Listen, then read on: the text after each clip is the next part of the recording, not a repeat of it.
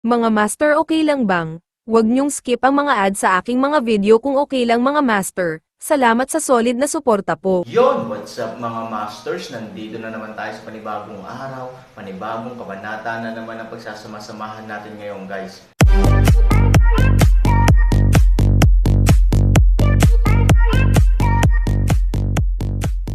Bali mga masters, kung bago ka pa lang po sa aking YouTube channel, please click the subscribe button, lalong-lalo na po yung notification bell guys, para maging connected pa rin tayo sa isa't isa at maging updated kayo sa mga susunod ko pang video.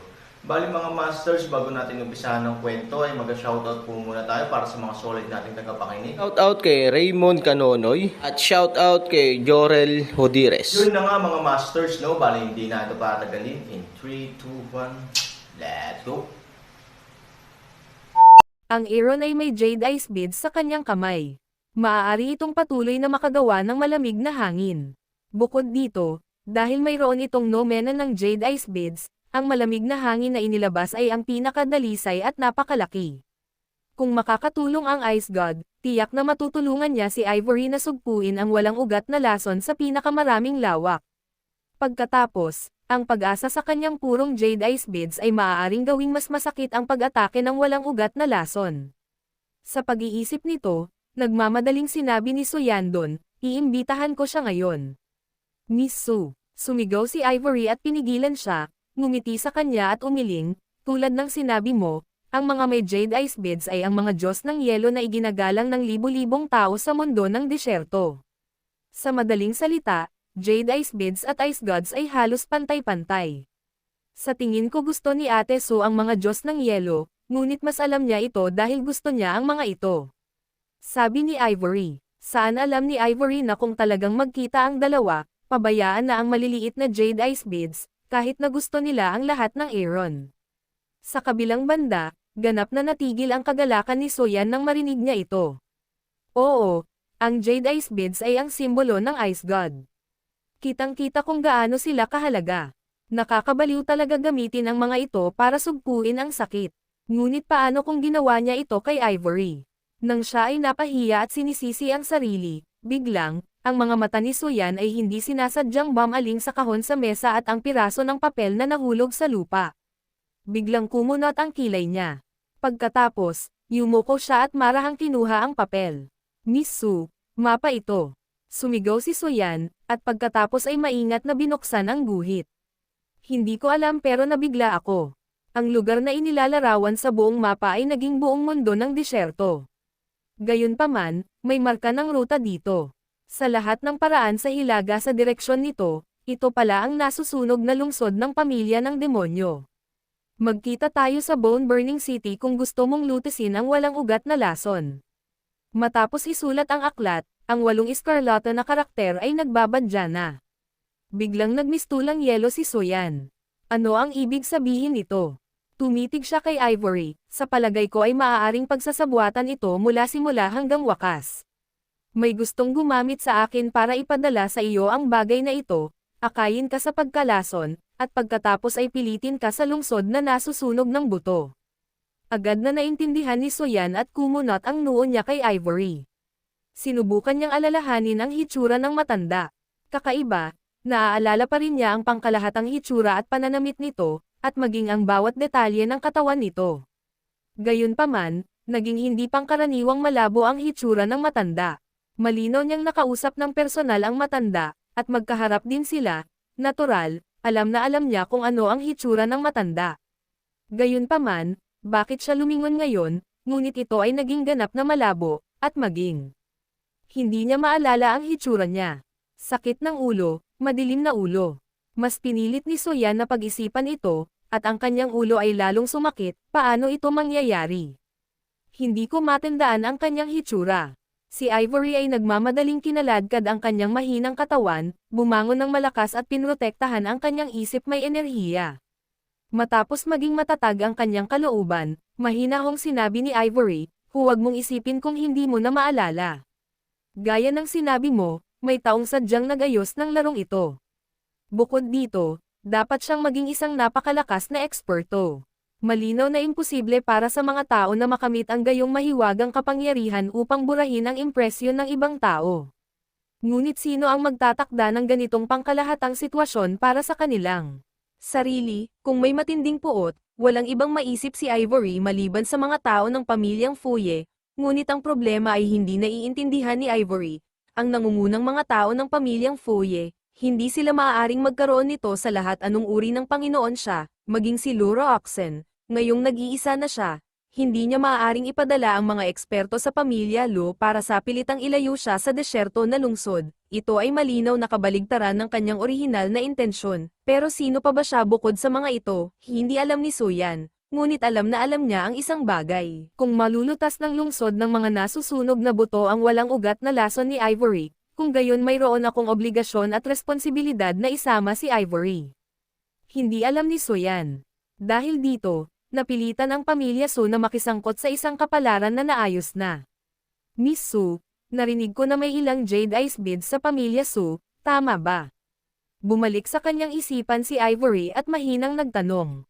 Oo, ngunit hindi gaanong, pwede mo ba akong bigyan? Mukhang namutla si Su Yingxia at mahinang nagsalita.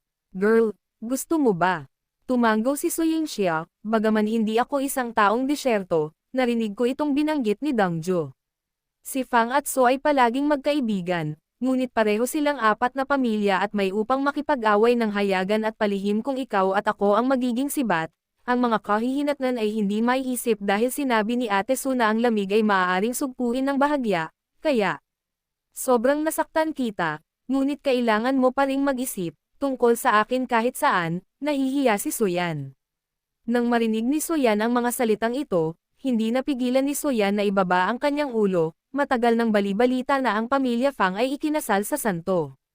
Ngayon ay tila totoo na, gayunpaman, Miss Su, siguraduhing magsisimula ang mga bagay dahil kay Suyan.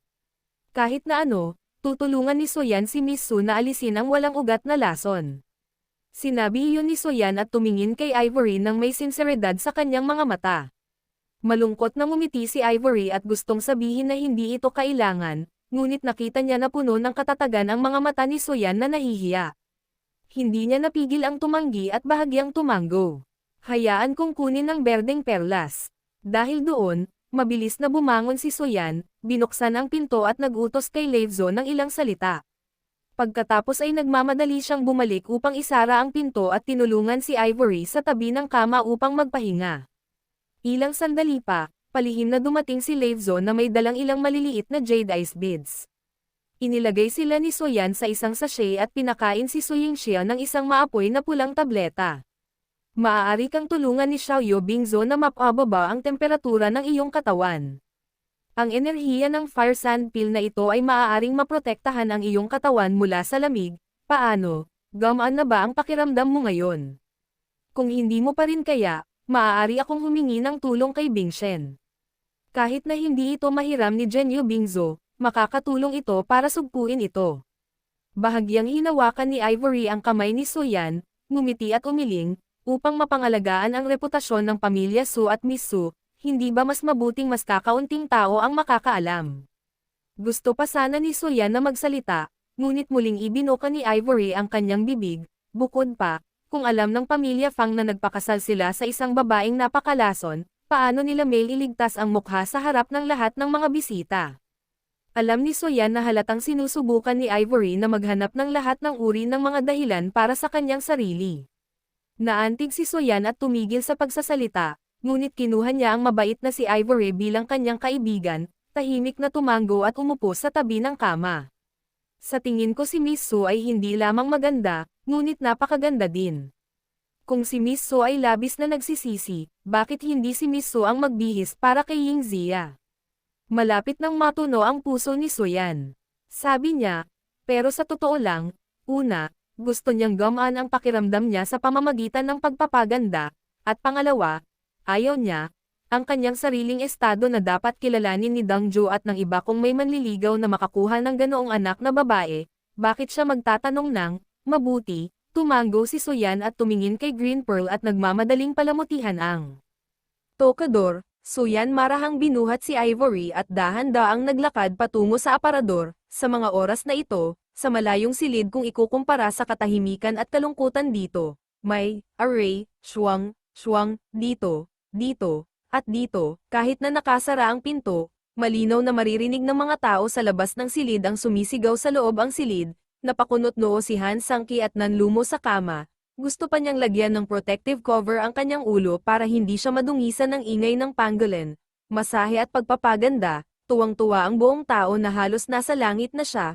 Ang maaliwalas niyang anyo ay wala sa mundo ng mga engkanto, ngunit mas mahusay kaysa sa mundo ng mga engkanto. Sa harap na bulwagan ng pamilya Fang, sa unang pagpupugay, ang mga katulong ng pamilya Fang ay naghiwa-hiwalay na nakasuot ng maligaya na damit at binuksan ang pinto upang salubungin ang mga panauhin. Opisyal na binuksan ang kasal ng pamilya Fang. Mga master, okay lang bang? Huwag niyong skip ang mga ads sa aking mga video kung okay lang mga master. Salamat sa solid na suporta po. Sa harap ng bulwagan ng pamilya Fang, mayroong lahat ng uri ng mga sutla at satin, jade at ginto, na masasabing nakasisilaw at nalulula. Sa City Lord's Mansion ng Noo University, mayroong isang gintong pader, pulang tanawin sa lahat ng dako at nakasisilaw. Halika, pasok ka sa loob. Pinangunahan ni Fang Jun, ang pinakamatandang elder ng pamilya Fang, ang isang grupo ng matatanda ng pamilya Fang upang batiin ang mga panauhin. Hindi kalakihan ang karangyaan ng pamilya Fang. Lahat ng bisitang pumapasok sa pinto ay sinasalubong ng mga tagapaglingkod ng concierge mula sa pinto hanggang sa labas ng bulwagan, ilang kilometro ang layo, na sinasabayan ng mga pagsabog ng mga paputok sa di kalayuan.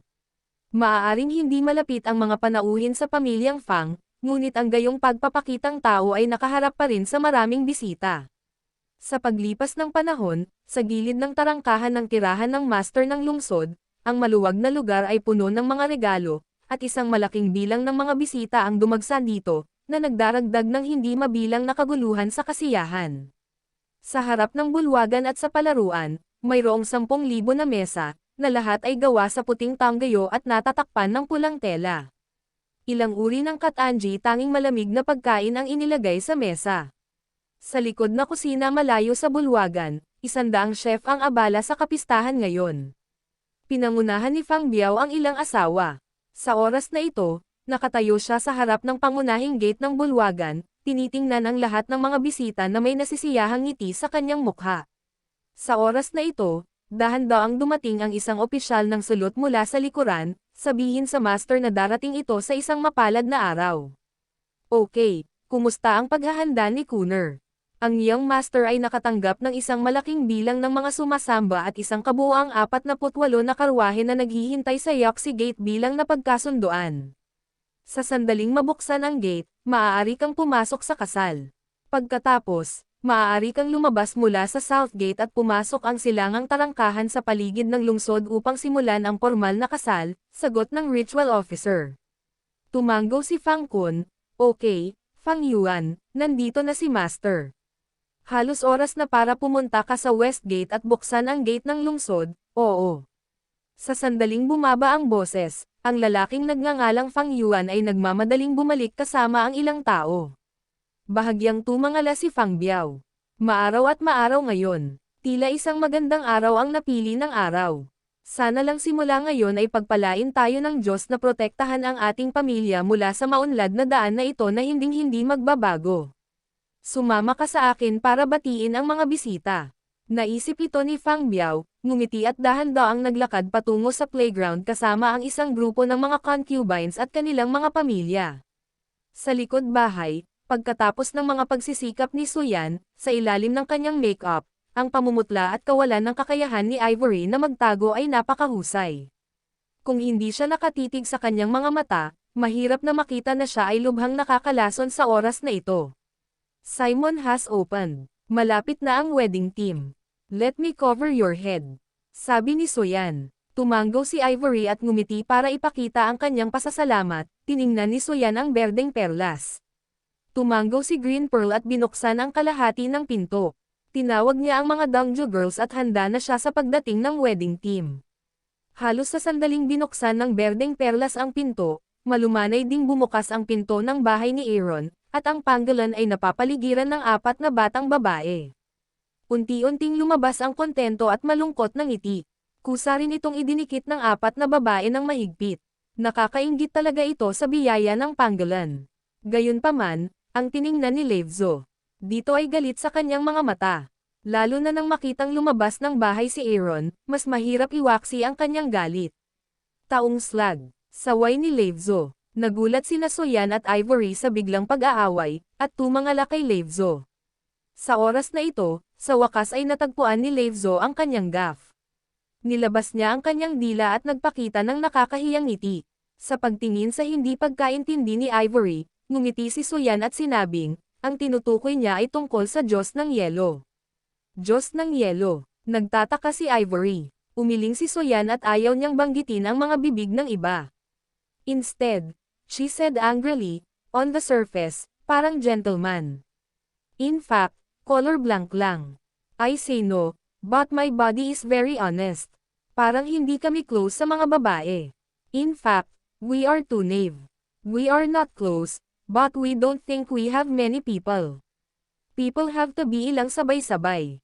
Nang marinig ito, malumanay na ngumiti si Ivory. Sa isang mundo kung saan ang lakas ay ang pinakamahalaga, ang pagkakaroon ng pera at kapangyarihan ay palaging naghahangad ng mga tao na lumawak, at natural na gumagawa ng maraming moral na katiwalian. Kapag iniisip ko ito, mas mabuti para kay Han Sanhao na laging tumuon sa kanyang sarili at ituring ang kanyang sarili bilang nag-iisa. Halos sa oras na ito, sa tunog ng maingay na mga gang at tambol, may tunog ng tambol sa tarangkahan ng Shicheng, at naghihintay ang pangkat ng kasal. Yun na nga mga masters, no? Bali panibagong kabanata na naman yung natapos natin ngayong gabi. Muli, maraming salamat po talaga sa walang sawang suporta po sa aking YouTube channel na talagang inaabangan nyo po ang bawat upload ko po. Bali mga masters, magkita-kita ulit po tayo bukas ng gabi at ngayon po ay magpapaalam po muna tayo. Bali mga masters, bye-bye!